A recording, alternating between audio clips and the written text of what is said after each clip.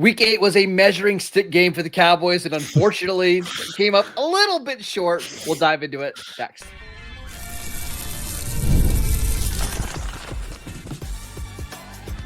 You are Locked On Cowboys, your daily Dallas Cowboys podcast. Part of the Locked On Podcast Network, your team every day.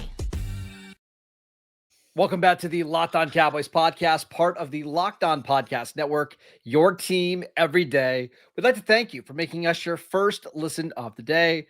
Today's episode is brought to you by Game Time. Download the Game Time app, create an account, and use promo code LOCKEDONNFL for $20 off your first purchase. Welcome back. I am your host, Marcus Mosher. He is Landon McCool. And on today's show, we're talking about the Cowboys' 44-24 loss to the Denver Broncos. Landon, on Friday's show, we said that the Broncos aren't going to be the best team the Cowboys play all season. That's probably going to be the Chiefs or the Lions, maybe Philadelphia here in a couple weeks. But we felt like this is one of the bigger games. It was a real measuring stick game to see if you are ready to go on the road and beat a good team.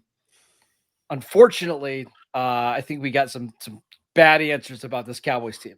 Well, yeah, I mean, I think what we did say is that this is probably the toughest defensive situation that this offense is going to face going into Denver, and that much proved very true, right? And I think the lingering issues that have been going on at certain points, it felt like with the pass protection that Dak had been able to kind of get them out of at different times, the levee kind of broke on that, and that's really, I mean, frankly, we shouldn't even be starting with the offense. We're talking about the offense because, you know, the defense is so absolutely atrocious. We'll get to the offense. Just big picture, I think the fact that the Cowboys came up so short in this game, unfortunately, I think it reveals a lot about where this team is at right now, kind of the makeup of this team, and honestly, how far away they feel compared to some of these tip-top teams. Yeah, I mean, I think all the weaknesses on both sides of the ball were definitely exposed, you know, in this game, and so yeah, it was revealing, and I think we were right in the sense that this was a measuring stick game and a litmus test game, and I think it showed us, you know, that this roster still has some ways to go, and obviously, you know, there was some injury aspect that contributed to that, but even keeping that in mind, I mean, look. You expected that it to be kind of tough sledding on the offensive side of the ball because you were facing a good defense, but to give up 44 points against what was an extremely middling offense, I think that's obviously the bigger of the two sins. And for me, it was a lot of the composure stuff. You could just tell within the first quarter of this game that the moment felt a little bit too big for them. They had a bunch of pre-snap penalties. James Houston lines up offsides. I think Tyler Guyton has a false start on the 1 yard line. They had a lot of mental mistakes. It just felt like things were unraveling so fast for this team that they couldn't catch up. They ended up getting back into the game a little bit, and then they just couldn't stay out of their own way. And I think, to me, that's the difference. Like, this is a very young team, and the Cowboys are hoping that for the youth on this team, they get better, they get more experience. But you really feel it in these road games, like how young they really are, maybe how far away they are.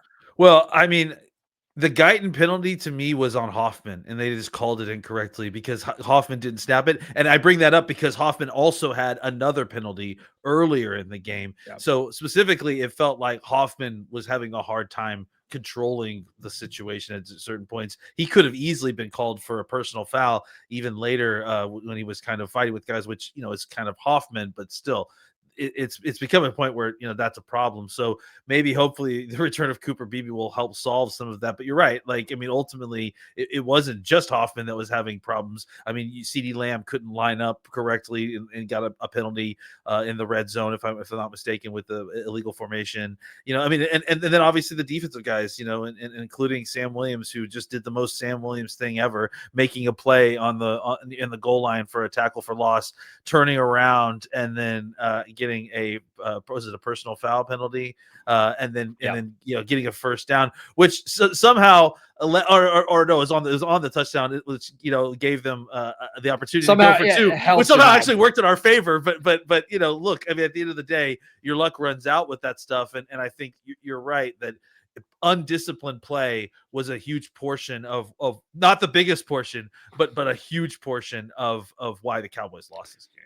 I want to talk about Brian Schottenheimer really quickly because I think for the most part, Schottenheimer has done a really good job this season. But this is one of the games where it felt very much like, and I don't want to say he's coaching scared because I don't think that's right, but it felt like this team just didn't have the energy that Denver had. And again, that's on the road. It's a Sean Payton team that's incredibly well coached. Vance Joseph is one of the best defensive coordinators in the league. It just didn't feel like Schottenheimer had a good feel for this game. And you and I might disagree with this, but there were a couple situations in this game. The first one was they had a 4th and 1 from their own 30 that they punted the ball on. Denver went down and scored a touchdown 7 plays later. They had an interception at half where I don't know why they were trying to throw the ball down the middle of the field. They were already in somewhat field goal range there. That was a little bit more defensive. Yeah, I don't think Dak just can't make that throw. And then in the third quarter, the game was 17-30. You're down by 13 points. And then you have a 4th and 4 at your own 44-yard line. And they punt, and the next time they see the ball, the game is 37-17. It's basically over. I think Schottenheimer's got to realize in some of these games, once he sees his defense, we can't afford to punt. Yeah, I think you and I agree on like maybe the calls we would have made in those situations. I think where we disagree is like where the mistake was made, because to me, I think I can make the argument that because of the way that Denver's offense was playing, I mean, because even though they scored 44 points, Bo Nix was definitely playing erratic at certain points and was throwing the ball a little wild. Obviously, that early interception showed you some of that. I think the defense was so bad. It was just so terrible. And we'll talk about specifically that. But I think you could easily make the call that, like, hey, I would just rather make them go further with the hopes that they screw up and give us the ball as opposed to us. I mean, look, it's 6-1, half dozen the other, but I guess my point is that I don't read that as a misevaluation of where your team is, or like a misevaluation of how bad your defense is. I think it's more of if they were playing any other team, they probably would go for it. But at this point, they felt like maybe the best plan was to make them at least do a bunch of plays down the field and hope they make a mistake, which at certain points they did. They would get in penalties. And that was the other thing, too. The refs were calling everything. Both sides got called for a ton of penalties, right? And so the thought maybe is that, okay, they get behind on the sticks, they have an erratic ball, then they turn the ball over. Neither was a good option for the Cowboys at this point. That's how bad the defense was. Your offense is your bread and butter, and that's where all your money is at, and that's where all your picks are at. It's 4th and 1. Go get a yard. Or, it's 4th and 5 from midfield. Like, I trust my offense to get 5 yards more than my defense to not give up 70 yards. And I think because they were calling this game so tightly, throw a back shoulder fade to George Pickens and see if you can get a penalty. They were throwing, they were throwing out flags the whole game. And I think that's the thing that's the most depressing here is that in the second half, and really from the third quarter on, Patrick Surtain was out. Dre Greenlaw was suspended because of an incident last week. And you still didn't have the guts to go for it in some of those situations. And in fact, the one time they went for it on 4th down, they got it, they scored a touchdown, and they got right back into this game. I just wish Schottenheimer would, and at some point, maybe he will realize, I cannot have any trust in this defense. I need my offense to be the unit that's going to win me these games.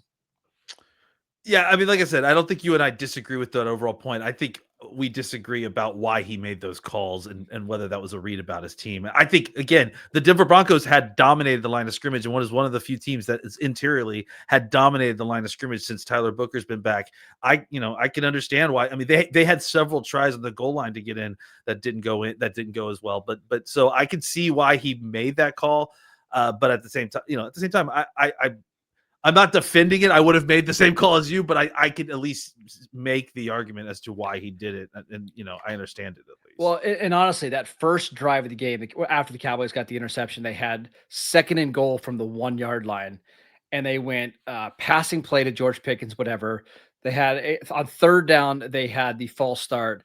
And then they decided not to go for it on 4th down. I think that was one of those situations where I know Brian Schottenheimer wants to get points on the board, but man, you're down there. You can make a statement early in this game, scoring a touchdown. Just thought he got a little bit. I would have loved to see them run the ball 2 more times there and see what would have happened.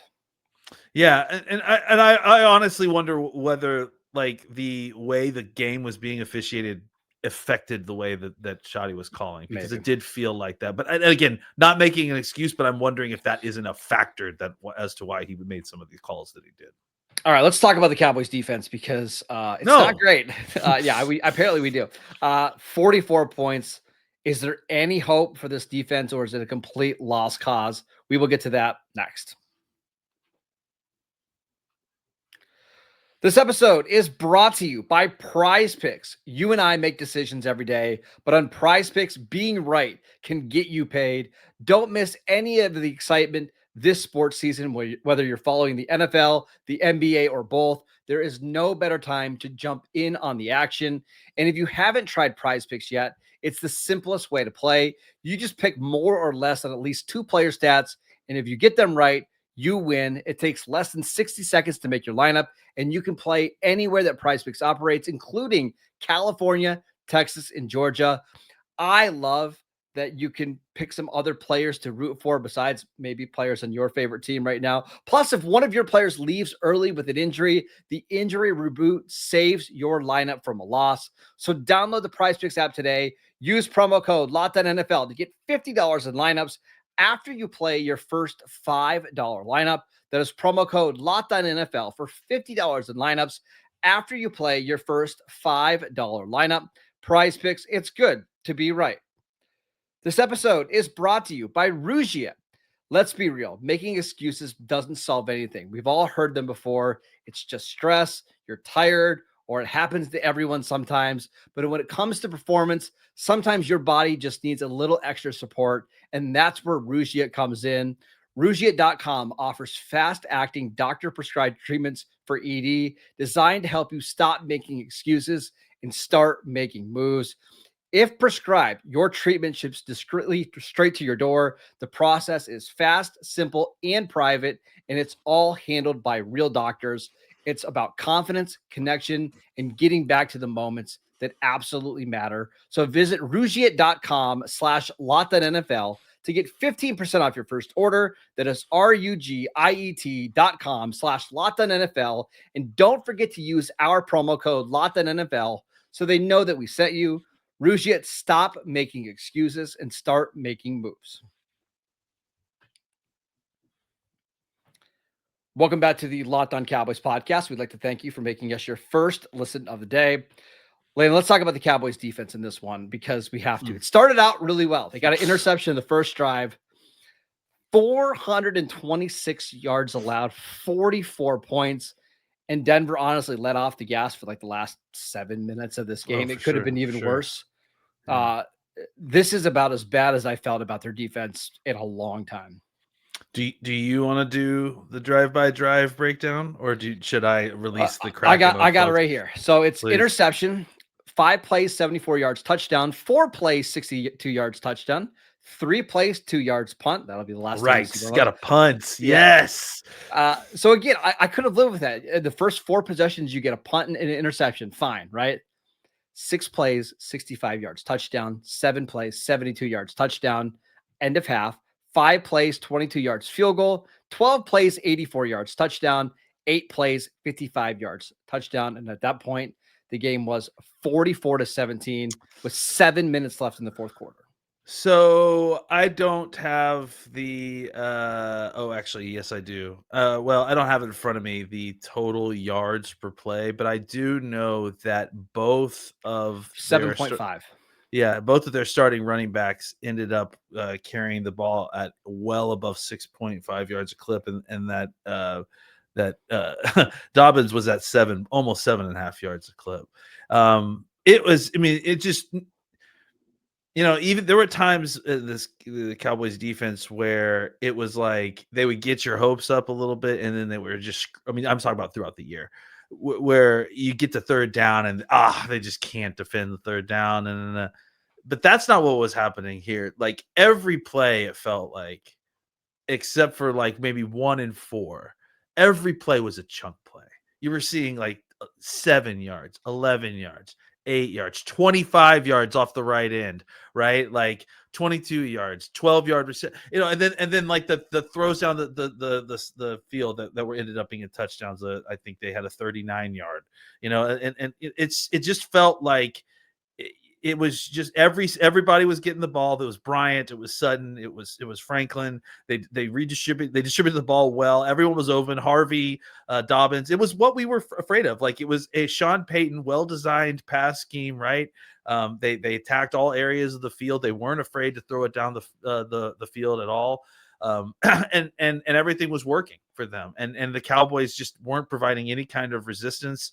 It just feels like, if we're going to go with specific players that are problems, it's unsurprisingly a lot of the usual suspects. You're just seeing constantly Sam Williams getting caught as the target of another game's running attack, right?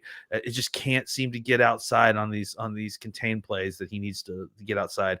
You're seeing Kenneth Murray making tackles or getting blocked out of the frame or making the tackle 7 yards down the field. And then obviously on top of that, it doesn't help that you've got a nobody's list of defensive backs out there with Deron Bland, including missing both starting safeties and one of your backups. You're down to safeties 4 and a guy that you're calling up in the practice squad. You got a guy who was a 7th round rookie this year that's playing on the other side of even though he got an interception, he was being picked on the rest of the entire night. And Bridges, you got Reddy Stewart playing safety at a certain point, and he's like 5'9", So, everything. I mean, there was the thing that's so frustrating about this defense is that there's nothing positive to hang your hat on in this game. They didn't do anything well at any point on any level. Nobody seemingly had a good game. It was just pure. It was a semi-professional performance. It felt like it was embarrassing. The Broncos scored 27 points in the first half, and the Cowboys got them to third down twice. Twice in an entire half, the Broncos faced a third down, and they converted one of those two, by the way.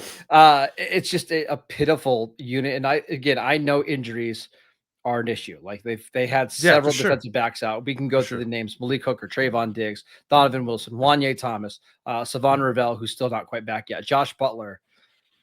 But at the same time, like, you got to have some pride out there. And I saw a unit that looks as lost as ever. The fact that they've got a lot of veterans out on this unit, whether it's Clowney, Kenneth Murray, and the guys are still completely lost on what to do. Kenneth Murray looks worse now than he ever has in this defense. We're going to talk about trading, the trade deadline here in the next week or so. At this point, there's not a single player that you could insert into this defense, not even somebody in Green Bay that's going to solve their issues. Like, they are 5, 6, 7, 8 guys short on this defense right now. No, if anything, look, they have inadvertently shown that maybe the Micah Parsons trade is good, because you need all the first round picks that you can get to fix this defense. And one Micah Parsons sure as heck isn't going to be good enough. He would solve a lot of issues, but you're seeing the problem is they're like, they've just whiffed on a lot of them, whether it's Sam Williams, who continues to be a problem. I mean, on the first touchdown run, Sam Williams gets blocked out of the hole by a wide receiver. Marshawn Nealon is in the game to stop the run. He can't stop the run. One of your bigger offseason acquisitions, Kyer Elam, is unplayable at this point. Kenneth Murray continues to be an issue. Like, it's just been a couple bad years in a row of not being able to find quality defenders. Yeah, and not all of it's like the quality of the player. I mean, scheme is a lack of quality coaching is a serious issue here too, and has continued to be. And so, look, I mean, I understand that there's injuries and it's hard to coach these guys when they're not on the field, but at a certain point, you've got to deal with the guys that are there. And it just, again, guys that have been there since training camp, clearly still not knowing what they're doing. And if they're not knowing what they're doing, get them off the field, especially in positions at defensive end where you do have other options. Like, it's just ridiculous that they can't get together and just play the defense, mind their own gaps and just play gap sound run defense. Cowboys have played 8 games this year. They've allowed 40 or more points in 3 of those 8 games. They've allowed 30 or more points in 5 of their 8 games. Like, this is on pace to be a historically bad defense. And unfortunately, I know you've got the Cardinals and Raiders the next 2 games, but you've got some really good offenses between Philadelphia, Detroit, and Kansas City all in a row. The Chargers are on the way. This could get worse before. I don't know how it could get worse. I guess it could stay this bad before Yeah. it gets better. Yeah, I mean, the worst could be that your young players don't develop. They don't get any better than where you are, and it's like this, and you're just kind of cycling street free agent corners. I mean, look, they've got Kalen Carson on the roster. They didn't even play him, from what I could tell. I mean, like, Saw his he jersey wasn't after the game he wasn't completely aged. clean. Yeah, they've clearly whiffed on some picks. They've whiffed on some free agents. Defense is just like, it's a vacuum of talent right now. There's just there's almost nothing there. Let's talk about the Cowboys offense, because it was a very up and down day from that unit. What was going on? We'll break it down next. This episode is brought to you by Game Time. NFL fans, the season is back, and honestly, there's nothing better than being in the stadium surrounded by fans cheering on your team. But let's be honest, getting tickets can be a hassle between queues, login screens, and prices jumping at checkout. It's all incredibly frustrating, but that's why I use Game Time, the app that gives the advantage back to the fans. Game Time is fast, easy, and backed by the Game Time guarantee. You will always get 100% authentic tickets delivered on time and at the best price. Plus, all fees are included, so the price that you see is the price that you pay. I love that you can see exactly what the view is going to look like in your seats in the app before you buy. And honestly, it's faster, cheaper, and less stressful than any other way that I've bought tickets in the past. So download the Game Time app, create an account, and use promo code LOCKEDONNFL for $20 off your first purchase. Terms apply. Again, that is promo code LOCKEDONNFL for $20 off. Swipe, tap, ticket, go download Game Time today. This episode is brought to you by FanDuel. The NBA is back, and there's no better place to get in on the action than FanDuel, the official sports betting partner of the NBA. Even if you missed the start of the game or want to ride the hot hand, FanDuel has live bets on everything from who will score next to fourth quarter comebacks. Plus, you can even combine your live bets into a same-game parlay for a shot at a bigger payout. It keeps every game exciting, especially when your team is making that late push. So right now, FanDuel is giving new customers $300 in bonus bets when your first $5 bet wins. So head over to FanDuel.com and sign up and play your game with FanDuel, the official sports betting partner of the NBA. Welcome back to the Locked On Cowboys podcast. We'd like to thank you for making us your first listen of the day. For your second listen, check out the Locked On NFL podcast. 2 shows every single day. 1 in the morning with Tyler Rowland, 1 in the afternoon with Tony Wiggins, available wherever you get your podcasts. All right, Landon, let's talk about the Cowboys offense in this one. 24 points, although 7 of those came late by Joe Milton. It just Beautiful felt throw like by Joe, by the way. Great Beautiful throw. throw. Yeah. Just felt very clunky all day. That's, I think, the best way to describe it.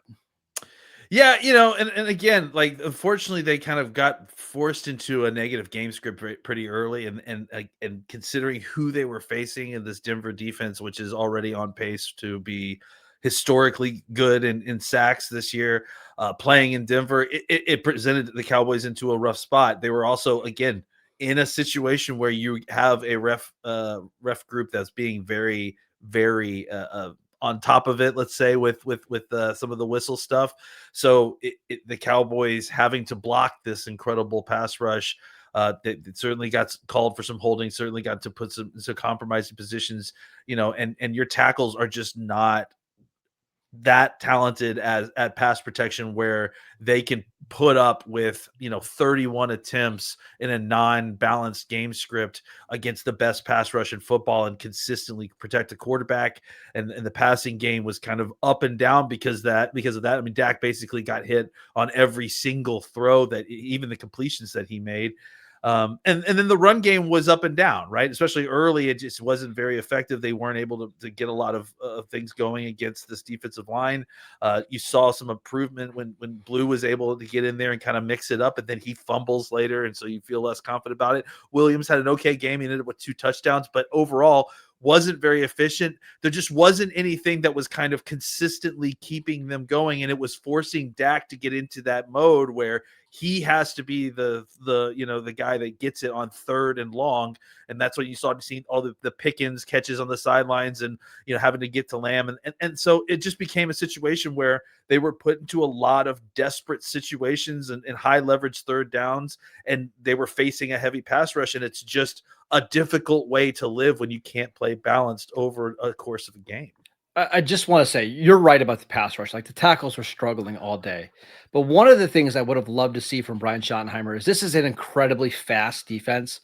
So you don't really want to try to run like horizontal. And there were a lot of like wide receiver screens and out routes and comeback routes. The Turpin stuff, like that ended up being complete waste snaps. Yeah. I mean, it was 1 for 5 of his targets, and all of it was that, right, where they're trying to get it to the flat, and they were getting to him before he could even catch the ball at times.